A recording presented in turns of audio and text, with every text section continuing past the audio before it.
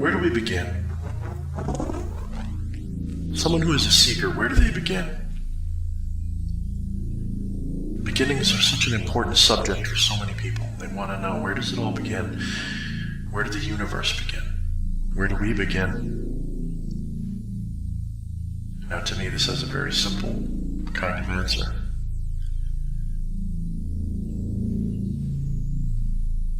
Where does anything begin? Where do your thoughts begin? When you quiet your mind, when you do meditation, you practice meditation, and you've achieved a state of no mind where there isn't much chatter going on, if any at all, and there's no thoughts, you still know things. You're still aware. You can still make decisions, but there's no thoughts. Where do the thoughts begin? Where do they originate from? Where does the universe come from? Where does it begin? What is its origin?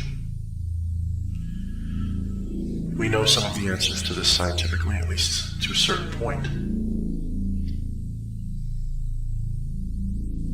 But you see, as far back as we can go, even if we could go all the way, there's a fundamental beginning to everything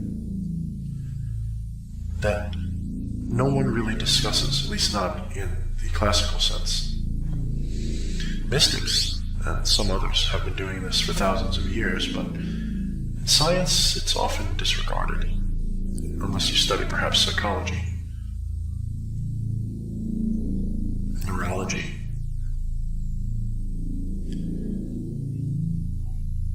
The origin of anything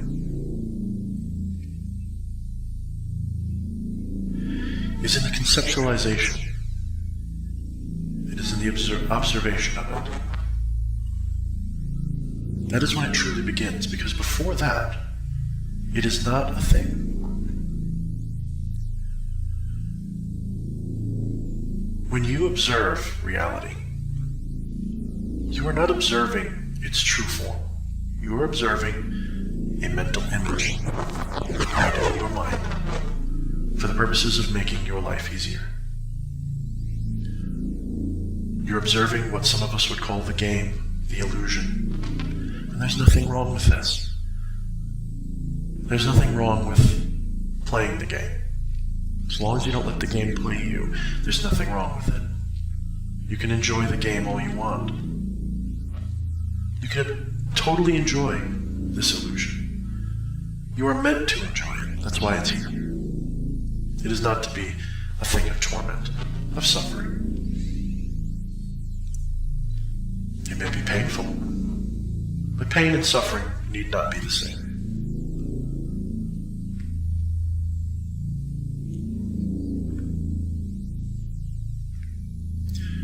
The beginning of reality is when you observe it and classify it. When you give it a kind of meaning is when it begins.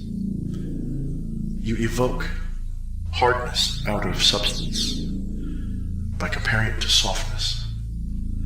You evoke light out of darkness by comparing it to darkness. Even the words themselves, the concepts themselves, everything about them, stuff, form, shape, all of these things are concepts. They're conceptual constructs that your existence, your experience, your mind creates for you out of the ether, out of the everything. The everything and the nothing all around you. Your mind creates the separation between emptiness and fullness. But they are all one thing, you see. And this is so hard for so many people to grasp. And when we're discussing the concept of a beginning, we must begin there. We must begin with where the mind interfaces and creates for us the experience of reality. For many, this is the purpose of meditation. It is a way to step back, quiet the mind, and close the gap between reality and our experience in such a way that our intuition can make the leap like a spark between two electrodes, can make the leap of understanding and awaken and become enlightened and see itself and see the self as the universe instead of this vague presence behind the eyes. You are not this vague presence behind your eyes.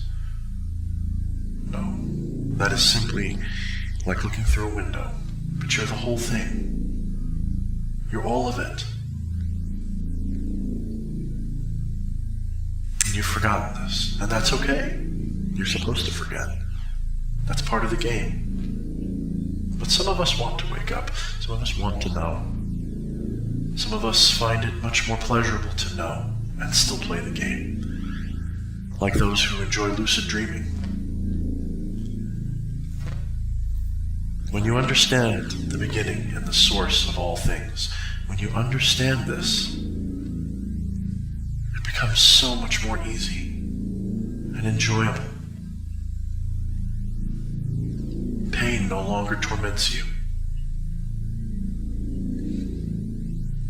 Anger is a thing that passes through you and doesn't stain you.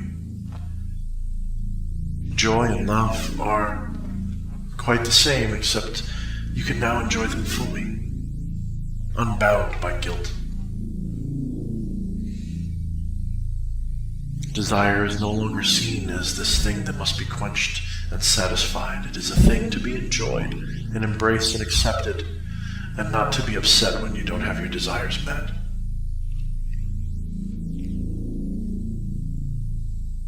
The ancients knew this, and they spoke of this.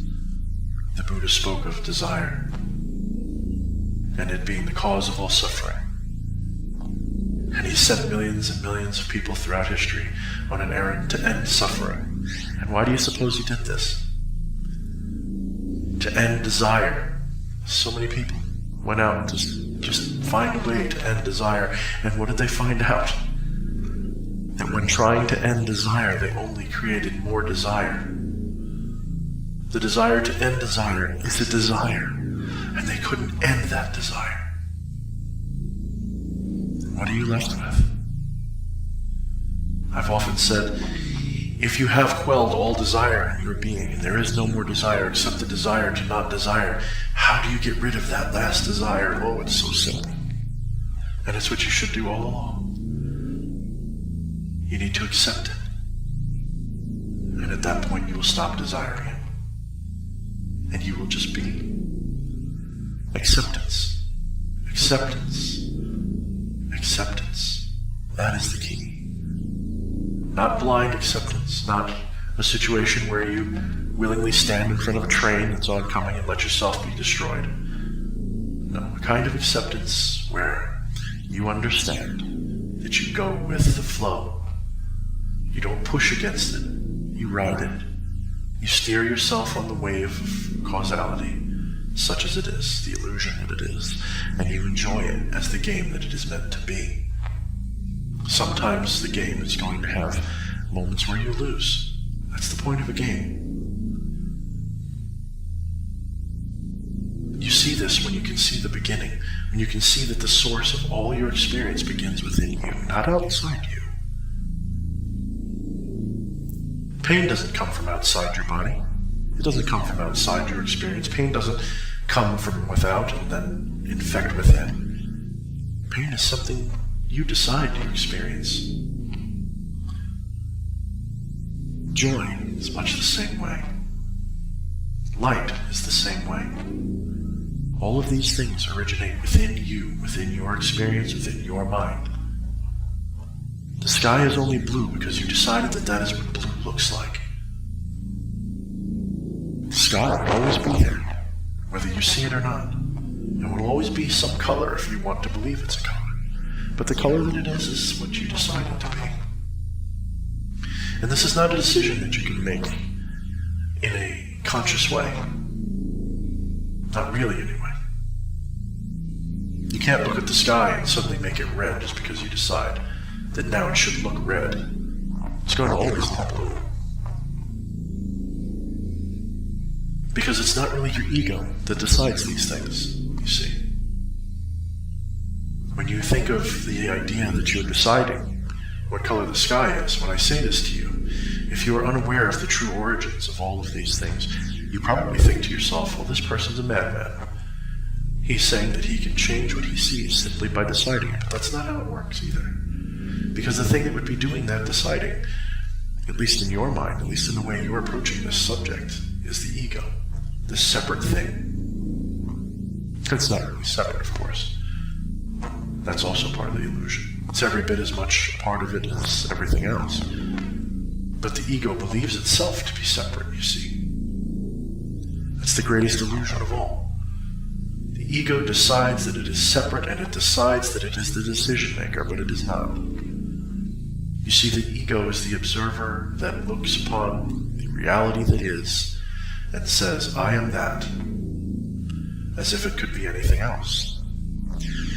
The ego is this thing which sees an event and decides to pretend that it is the event.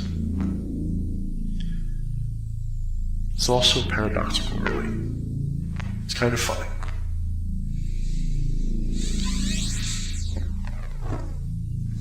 In the ever-present now, the ever-unchanging now, the now that is constantly in change,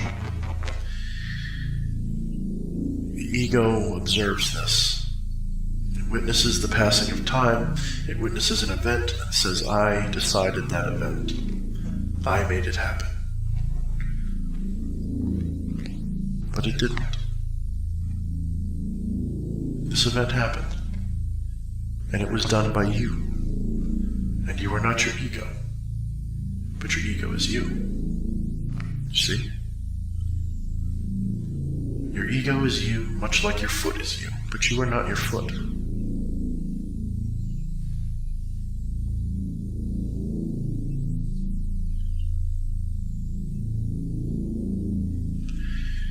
This is all part of seeing the beginning, the origin. And hopefully with time you will see it more clearly. But if not, that's perfectly acceptable, perfectly fine. You don't need to see any deeper than that. You don't need to see any deeper than you see right now. And if you have this strong desire, this urge to see deeper than that, you need to ask yourself why. Why do you feel this strong need to see deeper than what you are already seeing? Why do you feel you must awaken? Why? Why is that so important to you? What changes? What is the origin of that desire? Truly, what is the origin? Where does it begin and why? You may find that the very thing that you are seeking is a lie. It's just another way to make yourself feel better. To make yourself feel better than you think you are.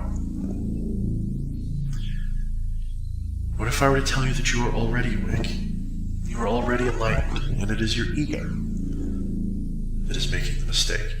And it is your ego that you are identifying with, and that is why you are suffering. What if I told you that the origin of your suffering was the desire of your ego to not desire?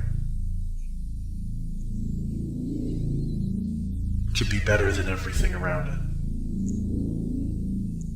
Which is impossible, because it is everything around it. It's such a joke. What if I were to tell you that you are it? That you and I are one thing, that this concept of you and I is merely just a form of language, a way of separating two regions of density that are both the same thing. You are not the wave, you are the ocean, and you are not just the ocean, but you are the troughs of the wave, and the air, and the sky. You are the star in the sky, you are the emptiness, you are all the fullness that there is. You are everything.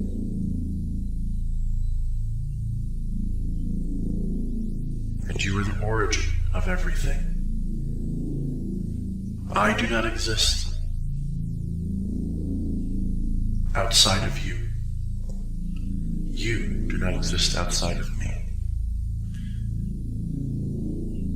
Find the origin, and if you find the origin, you will find the truth.